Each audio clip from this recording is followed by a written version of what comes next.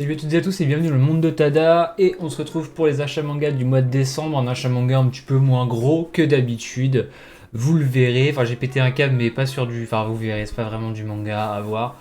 On va faire comme d'habitude par ordre chronologique et on fera la vidéo top flop dans la foulée, et vous aurez aussi pour Noël ou Nouvel An, je sais pas, le classement des pour moi les meilleures nouveautés de 2023. Voilà, j'essaie une nouvelle caméra sur les prochaines vidéos, dites-moi ce que vous en pensez. On se retrouve tout de suite pour l'achat manga générique et on est parti.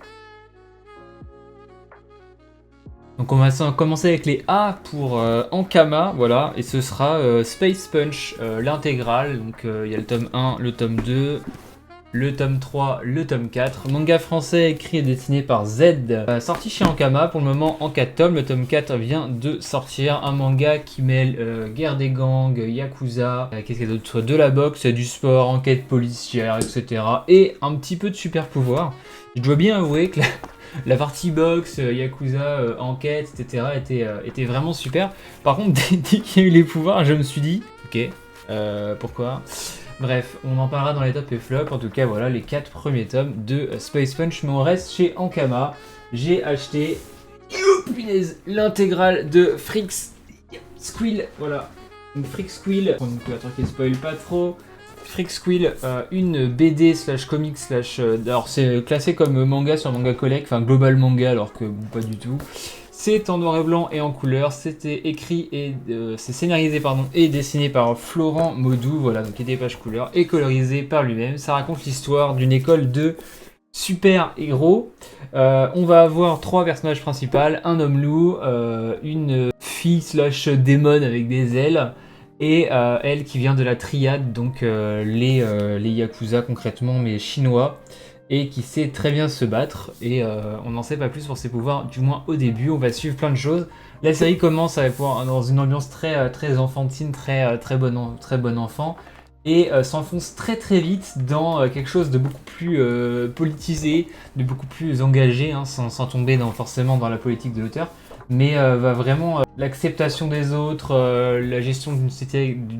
En fait, c'est ce que My Hero Academia aurait pu devenir si c'était un seinen, mais c'est ce que My Hero Academia ne deviendra pas. Voilà, mais c'est génial, hein. Allez-y tout de suite. Lettre C, tous les mois, hein, quasiment tous les 2 mois, ça dépend quand je les achète, mais là on parle de Dandadan, le tome 9. J'ai vu Adrien de Sélection Manga en parler dans sa dernière vidéo et dire qu'il trouvait que c'était vraiment très bon et qu'il semblerait que j'ai un avis pareil. Je confirme ses dires, voilà. Dandadan, moi je les lis en chapitres toutes les semaines, donc j'en suis actuellement au chapitre 136 je crois, 137, et là on est au chapitre 76. Autant vous dire que la suite c'est c'est énormissime. Franchement, Dandadan, je me trompe pas en disant, je pense que c'est peut-être le meilleur shonen en cours à l'heure actuelle. C'est incroyable, ça va vite, c'est stylé, il y a des doubles pages vraiment magnifiques, les personnages sont incroyables. On a quasiment une double page par chapitre, c'est dire à quel point il y en a. Si ce n'est plus par chapitre, c'est dire à quel point il y en a dans tous ces tomes. Les combats sont magnifiques, les personnages sont ouf, la romance elle est incroyablement bien foutue. D'ailleurs, je pense qu'on peut presque catégorisé comme un shonen de comédie romantique. Les combats sont géniaux, enfin tout est bien, bref, il n'y a rien de mauvais. Tous ceux qui sont arrêtés au chapitre 1, bah franchement les gars, vous loupez quelque chose. Donc ouais, Dandadan pour moi, un des meilleurs shonen à l'heure actuelle. Je m'éclate toujours autant, et à la relecture ça passe absolument crème, c'est ouf, c'est ouf. La bête noire des éditeurs a encore frappé avec une masterclass ce mois-ci. Evol, tome 4, achat donc de Atsushi Kaneko, avec un papier qui a l'air d'être ultra fragile mais qui ne l'est pas vraiment et pas transparent. C'est assez bizarre, hein, cette édition, je me répète. Franchement, j'ai du mal à comprendre le choix éditorial sur cette série. Bon, je fais le pigeon, je les achète, mais est-ce que ça vaut le coup de mettre 20 €? Absolument pas, hein. Toujours pas, je me répète, mais ça vaut toujours pas le coup de mettre 20 €. Si vous avez de l'argent, lisez, si vous avez peu d'argent, lisez les autres séries de Kaneko avant d'acheter celle-là, parce qu'elle est extrêmement chère, même si c'est potentiellement, je l'avais déjà dit dans une vidéo, sa meilleure série. Chaque tome est encore mieux que le précédent. J'ai trouvé le tome 3 peut-être un poil mieux que celui-là, pour des raisons personnelles, mais force est de constater que c'est un tome absolument exceptionnel, exquis. Comme à chaque fois avec Atsushi Kaneko, on est très rarement déçu. J'ai avec Glénat, il s'agit de, hop, vous voyez, du jazz. Blue Giant Explorer, tome 2. Bon, bah on continue Blue Giant. c'est un peu, enfin ça serait un peu con de critiquer Blue Giant parce que c'est tellement régulier dans la qualité que c'est dur de dire qu'il y a des choses meilleures ou moins bonnes. En fait, tellement le manga dès le début était bien et continue à être exceptionnel. Donc à jamais, à jamais dans mon cœur Blue Giants. Toujours dans mon top 3 des meilleurs mangas que j'ai lu de ma vie, hein, vous le savez, deux top 1. Kingdom et Space Brother. Longtemps que je n'ai pas parlé de Space Brother d'ailleurs. Vous en aurez bientôt des nouvelles, je pense, vers avril quand ça ressortira. Bref, Blue Giants, un achat obligatoire pour toute personne qui a du goût. Voilà. Bientôt la fin, Cash et Kana avec Fire Force et son tome 32. Une couverture assez évocatrice de ce qu'il y a à l'intérieur. Le pouvoir du vice, l'explication voilà, de pourquoi Tamaki finit à poil à chaque fois. Un combat délirant qui n'a aucun putain de sens, mais comme beaucoup de choses dans l'arc final de Fire Force. Et pourtant, c'est exceptionnel. C'est très très bien, pardon, c'est pas exceptionnel. Je montre une autre double planche absolument géniale. Ce style graphique d'Okubo qu'on aime tant, qu'on apprécie. Il y a même 3 combats dans ce tome. Et non, franchement, moi j'aime bien. J'aime bien Fire Force, non c'est super, c'est vraiment cool, moi j'adore, je trouve que c'est un des meilleurs shonen terminés, parce que je l'ai terminé en scan, mais je les achète quand même, ils sont derrière moi. C'est super, voilà, Lycée Atsushi Okubo, mais si vous avez un petit peu la flemme de commencer Fire Force Solitaire, c'est vraiment un excellent manga, et ça vous donnera envie de lire la suite. Toujours dans les cas, Kiyun, on a eu enfin, la série est finie depuis 12 milliards d'années, enfin quelques mois au Japon, et les tomes tardent à sortir en France. Mais les liens du sang, voilà, tome 14, plus que 3 tomes, 15, 16, 17, ça mène 17 tomes. En France, on est sur du coup la partie bleue des liens du sang. Pour ceux qui ont les mangas, vous savez que les couvertures changent de couleur à partir de certains moments de l'histoire. Ça se lit toujours en 15 minutes et pourtant on en ressort toujours comme si on avait lu un truc de 1 heure tellement c'est dense en dessin, en émotion et en plein de choses. Incontestablement l'une des meilleures séries en cours à l'heure actuelle. Ouais, facile dans un top 10 voire dans un top 5 des meilleures séries en cours sur le marché actuellement. Donc les liens du sang c'est un must-have si vous aimez la psychologie, si vous aimez les dessins vraiment bien, si vous... Shuzo Oshimi c'est super, les liens du sang c'est super, donc je l'ai acheté comme d'hab. Toujours dans les cas, on va parler de Kamix, qui est un éditeur de webtoon avec Léviathan Deepwater, un manga qui m'a été recommandé par plusieurs d'entre vous. J'ai donc contacté les éditions Kamix qui m'ont très gentiment envoyé avec une petite lettre, voilà, hop, un exemplaire Service Press sur le tome 1, donc j'ai pu découvrir le tome 1 gratuitement grâce à vous, grâce à cette chaîne. Et je dois bien avouer que j'ai lu ce tome 1 et 3 jours après j'étais en magasin et j'ai acheté le tome 2 et 3 et j'attends le tome 4 comme un gamin. C'est génial, c'est vraiment bien, c'est vraiment super. On est sur pour les plus vieux, vous prenez le monde de Waterworld, vous y intégrez des monstres un petit peu à la Lovecraft, Innsmouth, tout ça, donc les monstres un peu sous-marins à la Lovecraft. Je vais vous montrer. C'est un peu horrifique, hein. Les monstres ont vraiment une sale gueule. Je pense qu'il faut pas mettre ça dans les mains de tout le monde. C'est très sanglant, très sanglant. Vous y rajoutez un côté combattant de monstres avec des épées un peu stylées à la Monster Hunter, ou vu les tenues, et je pense notamment la tenue de l'héroïne, elle. Non, c'est pas Monster Hunter, mais moi ça me fait penser à God Eater, pour ceux qui connaissent le série de jeux vidéo. Il y a eu un anime, je crois, God Eater, ou l'anime God Eater. On est un petit peu là-dedans, vous mixez les trois et vous avez Léviathan, Deepwater. Je lis pas beaucoup de webtoon, je dois bien avouer que c'est pas ma tasse de thé d'habitude. J'avais lu Solo Leveling jusqu'au tome 8 ou 9, je sais plus, j'avais trouvé ça ennuyant à mourir. Le héros de Solo Leveling fait ça et puis il résout tous les problèmes, donc ça m'intéresse pas plus que ça. Mais alors là, Léviathan, stylé, très stylé, c'est écrit par Lee Gyung-tak et No Mi-young, dessiné par No Mi-young. Je suis assez étonné de la qualité graphique de ce webtoon parce que j'ai lu aussi Tower of God. Le début, je dois de Tower of God.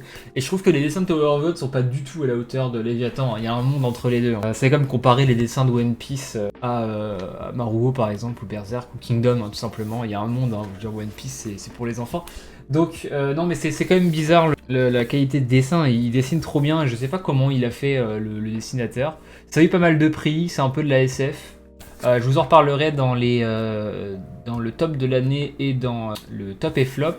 Mais bon, il y a moyen que ça soit assez haut parce qu'en fait c'est super addictif. Je découvre l'addiction des webtoons. Alors pas tous, mais en tout cas ce webtoon là, on commence à lire et on tourne les pages, vraiment on est comme ça en fait pendant toute une soirée. J'avais commencé le tome 1 en mode je vais me lire 1 ou 2 chapitres, j'ai défoncé le tome 1 quand je l'ai commencé. Voilà, c'est assez addictif, par contre c'est très sanglant, c'est assez gore, donc faut aimer ça. Mais super, c'est une bonne reco Léviathan et je vous en reparlerai très vite. Pour ceux qui ont suivi le top et de flop du mois dernier et qui ont trouvé la bonne réponse pour le numéro 1, c'était Hippo. Hein. Oh. Bah vous pouvez encore... En fait, un truc que je vous ai pas dit pour les concours, vous pouvez participer à toutes les anciennes vidéos. Je ferai un récap de toutes les vidéos et je prendrai des gagnants. Donc si vous avez participé qu'à la dernière, vous pouvez re-regarder les anciennes vidéos, enfin du moins la description, et participer en concours. Il y a d'ailleurs toujours une question dans cette vidéo pour essayer de gagner des mangas. Je ferai le tirage au sort à la nouvelle année et je ferai gagner pas mal de trucs. Alors là, comme ça, je vois du Kaina, je vois du Modigliani, je vois du Ocean Rush, je vois pas mal de trucs comme ça. Je vous ferai gagner tout ça pour plusieurs personnes, donc parmi ceux qui répondent bien à chaque fois. Et pour continuer donc sur cette vibe, j'ai acheté la suite de Hippo. Alors j'ai pas tout acheté parce que j'avais déjà 2 tomes, je crois, ou 3 tomes que je m'étais trompé en achetant dans cette saison 4. Je les ai finis. La deuxième partie de cette saison, je trouve, est un petit peu moins affolante que la première partie. La première partie, c'était vraiment une sacrée dinguerie. Mais cette partie est un peu plus calme, il y a beaucoup d'entraînement, il y a un très gros match voilà, entre Hippo et un boxeur qui se fait appeler le Magicien. Hormis ce gros match et le gros match final, qui dure 2 tomes et demi je crois, on a voilà 4-5 tomes d'entraînement, on revoit Sendo, punaise, enfin on revoit Sendo, incroyable. Bref, pour moi cette saison restera une des meilleures que j'ai lues pour le moment. Je pense avec la saison 2. La saison 2, en fait, le problème de la saison 2, c'est qu'elle combat Takamura. Et le combat de Takamura, il est tellement au-dessus de tout que c'est très impossible de dire que la saison 2 n'est pas, en tout cas pour moi, celle que j'ai vue pour le moment, n'est pas la meilleure. Juste pour ce combat-là. Bref, j'ai fini la saison 4 de Hippo, donc attendez-vous à ce qu'en janvier ou février, il y ait la saison 5, ou du moins une partie qui pop sur la chaîne. Meian, la Bible est sortie ce mois-ci. Les 3 tomes de Kingdom.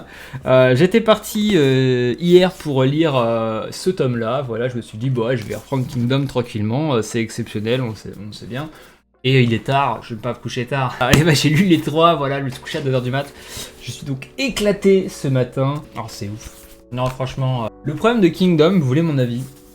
J'en ai déjà parlé, hein, mais le problème de Kingdom, c'est que chaque chapitre est au minimum aussi bien et aussi intéressant que le précédent. Depuis le chapitre 1, si ce n'est bien. C'est-à-dire que le chapitre 1, c'est peut-être 18 sur 20, et après, la série, en fonction des chapitres, oscille entre 25 sur 20 et 20 sur 20. Voilà, c'est le souci de Kingdom. Je vais rien dire, mais on a la conclusion d'un arc actuel, et la conclusion, elle est...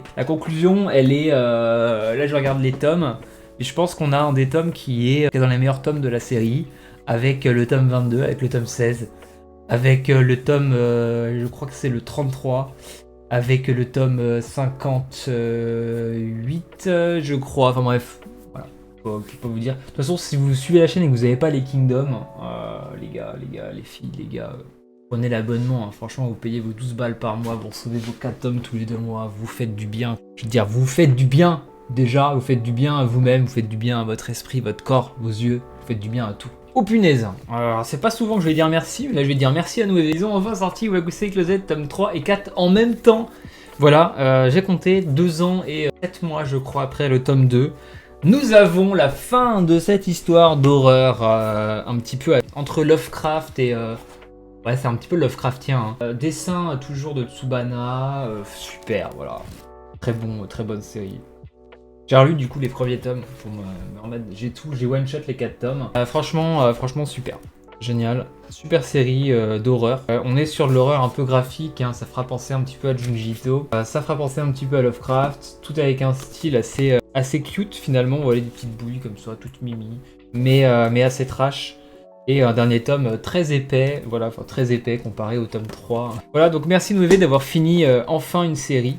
Vous aviez commencé en une série de plus de 2 tomes. La prochaine, j'espère, sera chronique des 7 cités ou design peut-être. Voilà. Et on espère aussi la suite de Capeta, mais en tout cas merci Nové d'avoir sorti Wakusei car ça fait plaisir. Voilà, c'est super. Donc lisez Wakusei maintenant que c'est complet. Avant-dernier éditeur, P comme Pika, Gachi Akuta, le tome 5.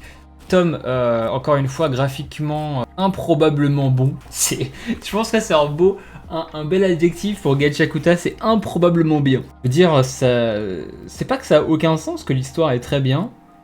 L'histoire, elle est simple, et pourtant elle est assez originale. Enfin, assez originale. Les éléments de l'histoire sont assez originaux pour moi qui ai lu pas mal de shonen, continuer à m'accrocher, en plus du dessin, par le scénario. Si je devais voilà, parler un petit peu de ce que je pense réellement de Gacha, je pense qu'actuellement avec quelques autres séries shonen, ça doit être dans un top 5, 4, peut-être même 3 des meilleurs shonen en cours. Ce qui se passe actuellement, c'est une sacrée folie. Un petit peu de fanservice dans ce tome, mais pas bien dérangeant. L'autrice est toujours aussi douée. Donc très hâte d'avoir la suite, voilà. Et c'est une série que je lis aussi, Cannes, voilà. Mais j'achète. Donc c'est faute avouée, faute à moitié, pardonnée. Et j'ai enfin pu finir, me mettre à jour plutôt, sur The Witch and the Beast. Tome 8, 9, couverture du 9 qui est sublime, et la couverture du 10 qui est encore plus sublime. Vraiment génial, très très belle. Pas encore lu Witch and the Beast, mais vous savez très bien ce que je pense des 7 premiers tomes. Et vu en feuilletant, vu ce qui se passe dans ces tomes-là, je pense que ça sera tout aussi bien, si ce n'est mieux. Dernier tome de l'achat manga, V avec Vega Dupuis et Boko Stratège, le tome 5. Voilà, un tome toujours aussi agréable, concentré cette fois-ci sur les enfants et la guerre, pendant cette période des 7 royaumes. On a à nouveau de la stratégie. Kerry est un petit peu plus mis sur la touche pour se concentrer sur d'autres personnages dans ce tome-là, même s'il est présent tout le temps. L'édition est toujours impec, pour un prix toujours aussi abordable, le manga est toujours aussi bien. Et je pense vraiment que j'ai un affect particulier pour cette période 83, 2001, quelque chose comme ça pour les mangas, parce que c'est vraiment... on est en plein dedans avec Boko, on est en plein dedans avec les Biomega, les Abara, les Niais, on est en plein dedans avec les Matsumoto, on est en plein dedans avec plein de séries. Ici, je sais pas, j'ai un affect pour cette période-là, je trouve qu'il y avait un truc en fait dans ces mangas qui fait que c'est super. J'espère que vous avez bien aimé cette vidéo, lâchez un like, abonnez-vous, répondez à la question en description, donc dans les commentaires, pour tenter de gagner l'un des nombreux lots que je ferai gagner donc en janvier. Je ferai un tirage au sort, il y aura voilà, 4-5 gagnants. Plus vous participez, plus vous aurez votre nom sur une petite roue, je ferai tourner la roue, et puis ceux qui seront tirés au sort gagneront. Voilà, n'oubliez pas qu'il y a aussi le code Rakuten. Je vous souhaite à tous de belles fêtes si vous ne regardez pas les prochaines vidéos. Moi je vous dis à plus, probablement mi voire fin janvier pour la reprise. Je dis ça dans cette vidéo mais je le répéterai dans les autres. Donc profitez bien des vidéos actuelles sur la chaîne. Et mettez un like pour cette superbe petite moustache et ce petit bouc de merde. Voilà. Je vous dis à la prochaine.